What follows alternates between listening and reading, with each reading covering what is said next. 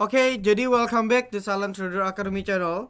Ya, masih berjumpa kembali dengan saya, Om Silent, di kesempatan morning briefing hari ini untuk tanggal 18 Januari 2022. Ya, 18 Januari 2022. Oke, apa kabar gitu ya teman-teman ya? Saya juga mau bantu reviewnya untuk suara apakah udah oke atau enggak. Dan mungkin sebelum kita mulai lebih jauh, saya mau menginformasikan bagi teman-teman yang belum tonton video saya yang ini ya, akhirnya Om Silent Fast Reveal ini ada beberapa informasi penting yang ingin saya sampaikan. Jadi teman-teman bisa tonton di sana. Ya, ada project khusus yang nantinya untuk teman-teman yang free bisa dapat. Jadi 2022 fokus edukasi kita nggak berhenti, fokus kita terus untuk develop fasilitas edukasi. Dan ya mungkin entah lah ya, saya no comment, tapi ya mulai 2022 saya akan mulai mungkin cicil bertahap reveal saya punya wujud fisik kalau istilahnya. Jadi banyak banget yang bilang, Om sudah 2 tahun Silent Trader Academy berdiri. Bahkan udah cukup beberapa kali ya, saya nggak tahu sih ya terkenal atau nggak, mungkin juara HCS. Waktu saya bongkar kecurangan di kompetisi HCS 5 juga ya Om Silent gitu ya yang terkenal dan sebagainya. Nah cuman banyak yang tanya, Om kok sampai detik ini nggak mau untuk reveal. Sebenarnya ada beberapa alasan ya, alasan yang paling simpel ialah bagi saya, asal saya udah bisa edukasi, saya bisa bantu orang banyak, saya bisa bantu kasih profit orang lewat analisa-analisa yang saya berikan, itu udah cukup. Tanpa orang tahu siapa saya tinggal di mana, saya umur berapa, saya ganteng apa cantik, saya tinggi apa pendek, saya gendut apa kurus, menurut saya itu nggak penting. Ya, jadi per sekarang saya benar-benar dari awal sampai sekarang saya nggak pernah mikir untuk terkenal atau dikenal banyak orang. Anda cukup kenal Silent Trader-nya aja udah cukup. Anda cukup kenal STA Silent Trader Academy-nya aja menurut saya udah cukup. Gitu. Tanpa kenal siapa ownernya nggak masalah bagi saya. Ya cuma nanti kita cek lah ya. Videonya pokoknya ditonton aja. Ya, ada hal menarik yang saya sampaikan di sana. Nah, lalu tanpa panjang lebar, sebelum kita mulai juga, hari ini kita threadless ya sebenarnya di hari Senin di tanggal 17. Dan ini adalah rekapan thread dan kita selama bulan Januari. Transparan ya. Ini thread dan transparan kita, teman-teman. Jadi ya nggak semua grup edukasi yang katanya profit setiap hari berani share dia punya win rate. Ini real transparan. Teman-teman bisa cross check dengan teman-teman VVIP kalau nggak percaya. Ini real. Ini hasil rekomnya juga ambil tengah. Padahal beberapa KSDMU kita rekomnya di 62 loh. Kalau pasang trailing stop itu udah beggar. Lalu ada truck 2 kali copet, Bapak juga tadi sempat ke 120, 50%. Nah cuman kita rekapnya sesuai memang trading plan aja, kita ambil tengahnya aja. Dan kalau kita pukul rata ya, maka win rate kita 78,8. Ya mungkin angka 7 itu kurang bagus. Tapi kalau kita lihat adalah kita baru cut loss 3 ya, amin sih jangan sampai tambah. Dan ini adalah realnya, maka asumsi yield portonya itu mungkin bisa plus 10% mungkin. Atau kalau kita pakai standar deviasi 3%, range-nya 7% sampai 13%. Kalau benar-benar pure ngikutin real porto kita. Jadi ini ada recapnya. Nanti recap di minggu ketiga kan kita recap lagi ya sampai nanti akhir bulan. Jadi ini adalah real transparansi. So ini yang bulan kemarin ya, minggu kemarin 100% win rate-nya. Ya ini tinggal kita lanjutin ya, sama, nggak ada perbedaan. Nah jadi buat teman-teman yang mau join VVIP Silent Trader silahkan. Ya buat yang mau join VVIP Silent Trader silahkan. Kita ada project waran juga, kita ada project IPO juga, kita ada rekom juga, ada clubhouse juga. Dan Februari awal mungkin saya akan ada project edukasi tambahan untuk teman-teman VVIP. Ya jadi nanti ditunggu aja. Pokoknya memang saya akan terus kasih fasilitas ya, kita nggak stuck, kita terus develop, berkembang untuk teman-teman. Nah lalu juga per sekarang ada open VVIP Silent Investor. Jadi buat yang mau bisa join dulu, linknya ada di channel description. Ya, ada channel waiting list yang mungkin teman-teman bisa join. Coba ya, saya open ya. Sebentar. Oke, ini link channel waiting listnya di sini. Ya, nanti linknya saya kasih kalau Anda mau. Ya, silakan. Ini adalah rekapan per tanggal 17. Jadi buat yang tanya, Om ada cut loss gak? Ada. Kita ada satu emiten yang posisinya floatingnya lumayan di atas 20% lossnya. Tapi kita udah kurangin muatan, jadi lossnya juga gak gede-gede amat. Kenapa dikurangin? Pertama karena teknikalnya nggak mendukung. Jadi teknikalnya agak sedikit ekstrim, kita out dulu. Tapi masih kita maintain karena prospeknya bagus. Ya, lalu ada juga yang tanya, Om, saya ketinggalan gak sih? Kok kayaknya ada yang beggar? Sementara kita beggar dari awal rekom tahun lalu. Ya, ini kan sudah berjalan pas hampir setahun ya. Pas hampir setahun rekom kita berjalan dan alhamdulillah ada 3 yang beggar, 1 yang multi beggar. Ya, dan yang beggar yang ini nih terjadi di Desember kemarin ya. Desember kemarin. Ya 2 minggu kemarin lah ya, 2 minggu 3 minggu kemarin beggar. Dan masih kita kawal. Ya, dan masih kita kawal, masih kita trailing stop. Dan targetnya masih bisa multi beggar, cuman ya trailing stop. Ya, lalu ada juga yang belum jalan, terlihat masih minus floating 4%, floating 2%. Ini ada yang baru cicil ya, tapi udah naik 13% yang di kuartal kemarin. Ada yang sudah floating dan sebagainya. Jadi masih tidak terlambat menurut saya. Dan buat yang mau, kalau mau coba spekulasi bisa, kalau mau. Kalau nggak mau ya sudah. Cuman kita sistem open invest ini per kuartal. Jadi kalau teman-teman nggak join sekarang ya tunggu 3 bulan lagi. Ya, ada promo khusus teman-teman yang silent trader yang udah join VVIP. Ada diskon 50%, tapi buat diskon 50.000 maksudnya. Buat yang nggak join VVIP manapun ya pakai harga ini. Ya, jadi kalau mau dicoba silahkan. Ya, jadi ada beberapa fasilitas kalau mau japri ke saya atau ke staff kami nanti bisa didiskusikan kalau teman-teman mau tanya. Oke? Lalu tanpa panjang lebar kita akan langsung bahas market sesuai outlook saya di morning briefing yang untuk tanggal 17 kemarin. Outlook minggu ini memang market masih konsolidasi di 6.600 6.700. Sebenarnya ya kalau closingnya bagus, kalau market kita sustain di atas 6667 sebenarnya arahnya positif ke atas. Cuma seperti yang saya bilang kemarin, bahwasanya volume perdagangan kita itu makin mengecil. Ya, ini arahnya turun. Nah, volume turun mencerminkan istilahnya itu mencerminkan demand yang agak lebih mengecil. Jadi meskipun market kita naik 1%, tapi kalau volumenya makin kecil, ini nggak baik-baik saja marketnya. Ya, cuman market asumsinya cuman katakan beberapa saham yang mungkin kapitalisasi besar. Kalau kita lihat di sini ya BNI, BRI, Arto, Agro, ada Bank Mandiri, KBBC, ada itu yang nahan. Tapi sisanya ya pada ngedelosor, Antam hancur. Ini Telkom belum ya. SMGR buka, ini semen-semenan udah mulai goyang. Lalu juga ada kalau Anda lihat hari ini konstruksi yang ternyata jadi korban, ya kan? Ada WSK, TWK, PTPP. Wah, terlepas dari ada berita penangkapan di Rut Hutama Karya oleh KPK dan sebagainya, tapi pada simplinya memang arahnya turun semua ke bawah. Jadi cuman menggenapi. Ya, news cuman menggenapi teknikal yang terjadi. Nah, maka dari itu saran saya tetap hati-hati kalau main first liner. Ya, begitu pula juga sama dengan second liner, third liner, intinya harus tetap disiplin.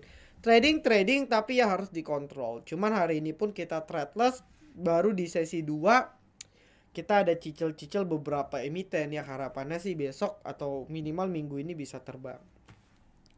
Oke. Nah, jadi kurang lebih sama sih outlooknya, market masih retest aja.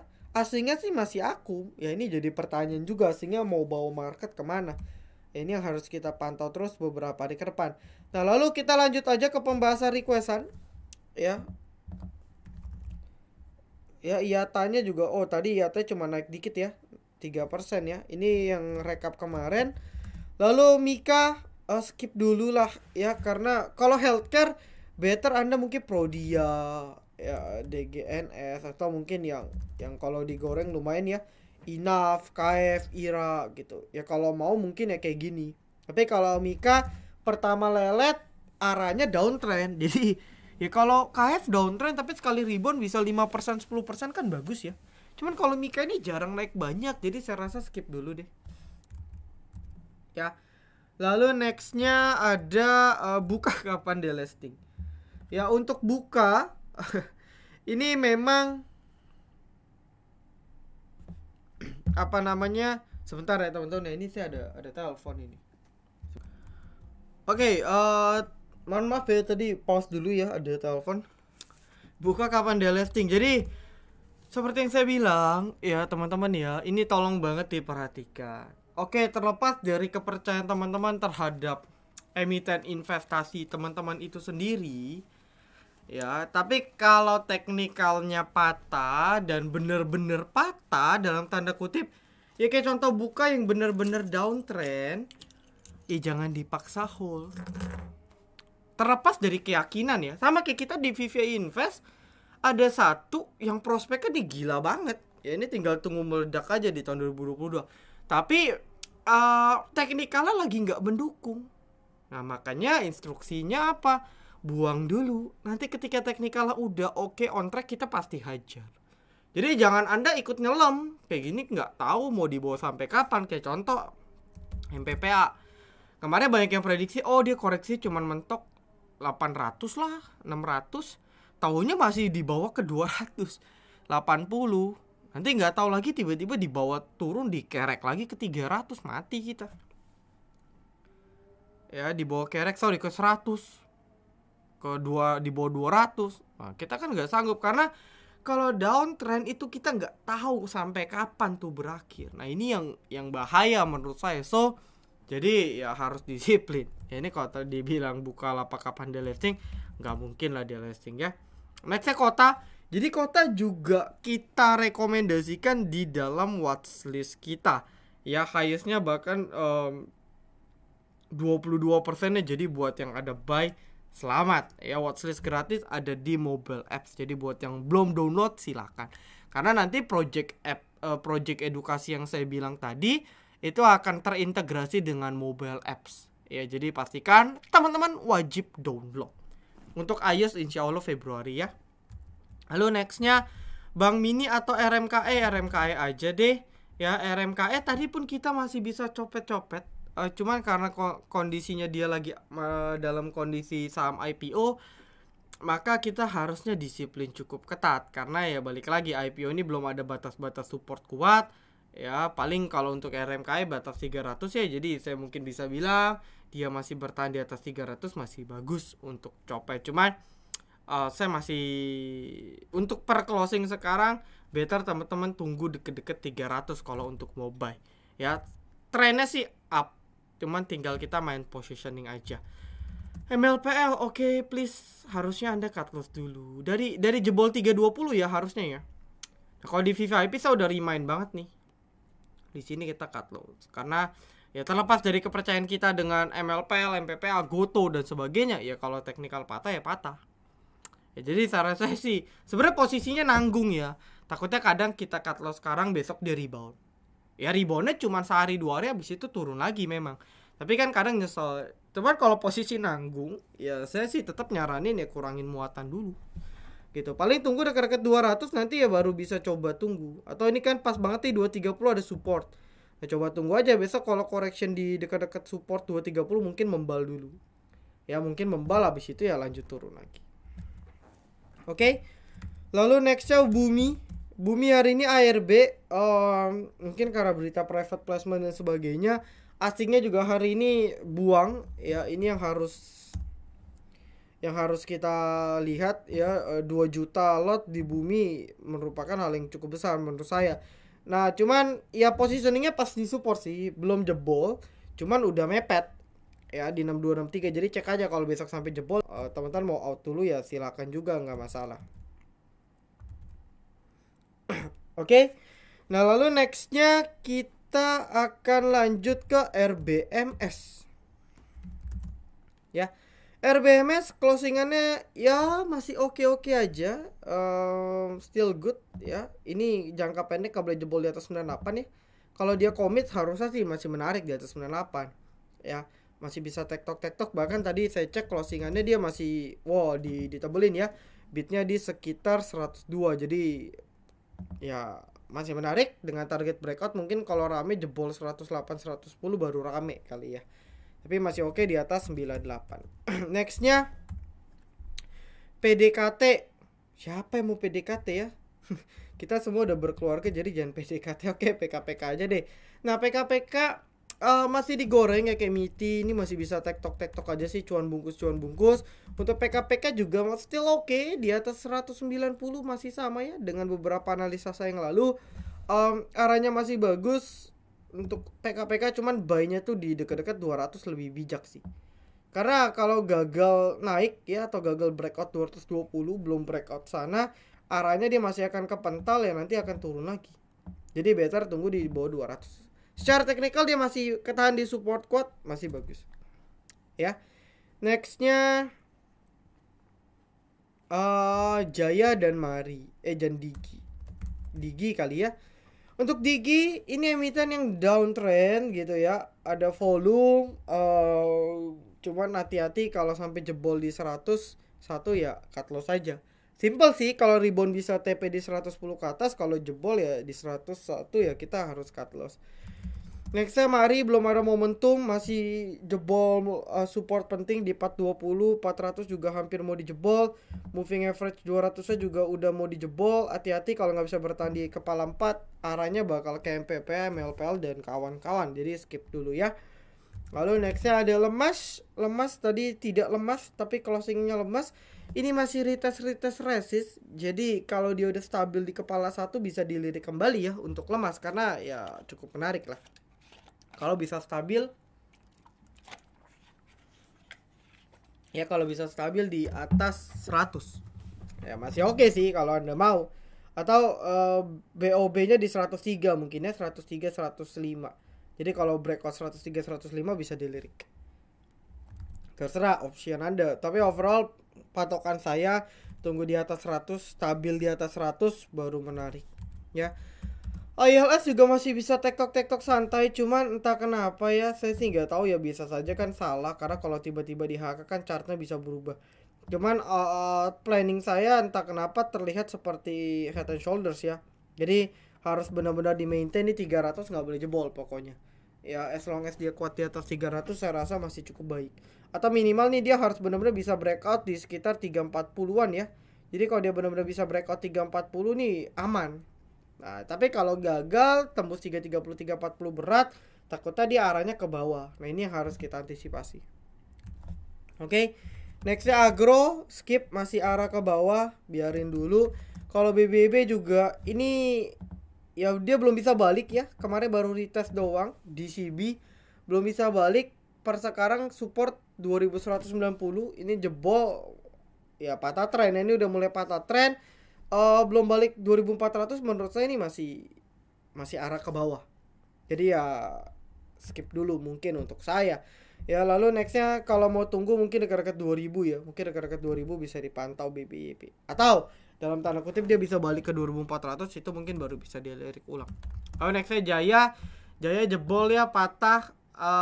Sebenarnya belum patah full, cuman ya pertama di 200 udah jebol.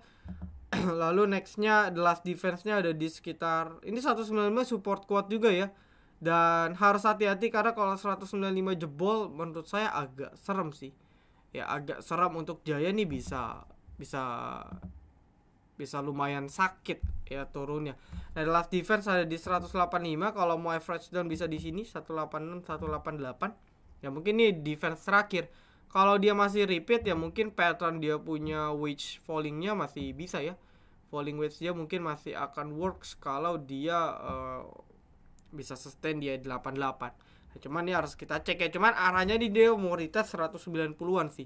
Ini harus kita pantau. Mungkin kalau mau spekulasi buy on weakness bisa di dekat 190-an ke bawah. Lalu nextnya saham F broker apa aja? Broker asli, yang nggak ada broker asli, broker palsu ya. Cuman kalau kemarin saya lihatnya tuh kayak repo ya, ada ZRIHANRO dan sebagainya. Ini sebenarnya broker repo. Jadi kenapa sih banyak yang nanya, Om, kok saham F dia ARB terus ya? Kok bisa ya di ARB terus? Karena memang pergerakan emitennya tuh bener-bener dijaga. Nah kalau ditanya banderilnya, mungkin tonton harus cek dari awal bulan ya. Mungkin kalau kita cek dari awal bulan, ya inilah broker-broker pemegangnya, ada CC, ada AZ. Sebenarnya bukan broker repo, cuman dalam beberapa terakhir kita lihat partisipasi broker repo cukup tinggi. PC, IH, lihatnya buyingnya cukup besar. Jadi tidak full repo. Bandar utama yang normalnya ada CC, AZ dan sebagainya, tapi dominasi reponya juga nggak kecil, sehingga kayaknya sih ya kita nggak tahu ada apa di belakangnya. Tapi yang jelas hindari dulu sampai benar-benar dia stabil. Paling kalau mau tunggu stabil di sini ya, tunggulah dekat-dekat 700. Kalau dikasih mungkin ada potensi dia technical rebound di sini, dekat-dekat lah ya, dekat-dekat mendekati kepala 7 lah, pokoknya bisa dipantau. Tapi saya nggak rekomendasikan ya, bagi teman-teman yang belum terlalu ngerti teknikal, belum terlalu familiar copet, apalagi copetnya di emiten kayak gini. Saran saya sih cari emiten lain yang copet yang lebih enak selain ini, gitu ya. Jadi paling itu aja sih ya, udah nggak ada lagi. Dari beberapa wasis nggak ada yang terlalu oke banget ya, marketnya juga nggak mendukung. Jadi tonton download mobile app saja untuk tambahan watchlist atau join grup free kami di t.me/silenttraderacademy. Linknya ada di description. Jadi saya rasa cukup. Sekali lagi thank you buat teman-teman yang selalu tonton morning briefing dan morning briefing VIP, selalu support, kasih kritik dan saran kepada kami ya. Harapannya tentunya di tahun 2022 ini kita dari VIP Silent Trader, dari Silent Tradernya sendiri juga akan terus improve, kasih yang terbaik buat teman-teman. Dan ya harapannya juga teman-teman bisa dapat benefitnya dari upgrade, dari improvement yang kita berikan, gitu ya. Jadi saya rasa cukup. Thank you all, good luck Silent Trader Academy. Be silent, be patient, be cuan.